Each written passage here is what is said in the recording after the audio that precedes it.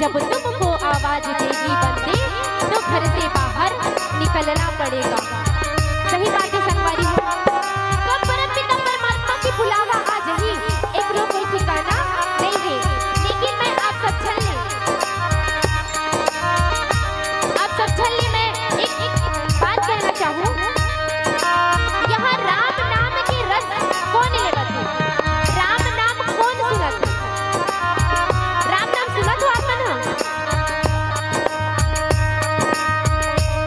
राम नाम सुनत हो? राम नाम की कथा सुनत हो ना? सुनत हो ना?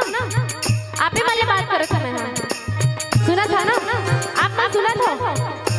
सुनत हो ना? ये जिंदगी में राम नाम सार है, बाकी सब बेकार है। कहते ना राम नाम सुंदर करितारी संसह विहन उड़ावन हारी। ये राम नाम के अद्भुत प्रभाव से ये जो हमारे अंदर में विकार है ना, ये पंछी के रूप बना के उड़ जाते है ना। मैं आप सब से ये निवेदन करना चाहूँ कि ये भजन में ताली बजा के भजन करो ताकि हम ये भवसागर से पार हो सकें, है ना। ये भवसागर पार होने पर हमरा गाड़ी घोड़ा नहीं चाहिए। भवसागर पार होने सिर्फ एक राम नाम ही सार है। केवल राम नाम के सार से हम ये भवसागर से पार हो सकते हैं। तो मैं आप सब से ये निवेदन करना चाहूँ कि ये भजन में ताली बजा के भजन करो ताकि हम ये भवसागर से पार हो सकें।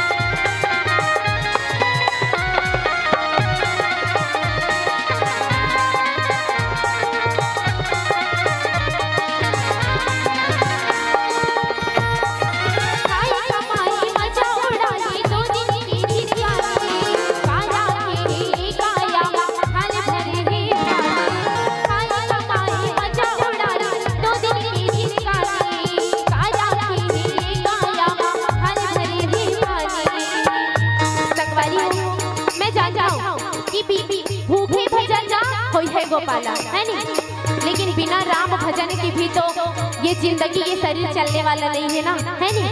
जैसे हमारे शरीर ला चलाए पर भोजन चाहिए ना, वैसे हमारे ये शरीर और हमारी जिंदगी ला चलाए पर ना केवल राम नाम ही चाहिए, है ना। सही बात है ना। आप मैं जाना था कि आप मन खा के आए हैं, है नहीं। हम लेकिन नहीं खा हैं, नाश्ता बस करे हैं भैया। हम जब आ हैं ना तो भैया मन हमला नाश्ता दी से, चाय घलो दी से, पानी घलो दी से। लेकिन मैं आप सब जन से ये निवेदन करना चाहूँ कि ये भजन में ताली बजा के भजन करो। काबर जानता हो ना, काबर बोला तो जाम से जाम पीने से क्या फायदा, जाम से जाम पीने से क्या फायदा, जो शाम को पियो तो सुबह उतर जाएगी। केवल एक बार तो राम नाम के रस पी ले रे बंदे, तेरी जिंदगी संवर जाएगी, संवर जाएगी, संवर जाएगी। लेकिन हम ये शरीर ला अतका समाधन अतका सजाधन कहते ना, आज जवानी पर इतराने वाले कल तू पछताएगा। अरे चढ़ता सूरज धीरे धीरे ढलता है, ढल जाएगा। संगवारी हो, ये शरीर की कोई ठिकाना नहीं है।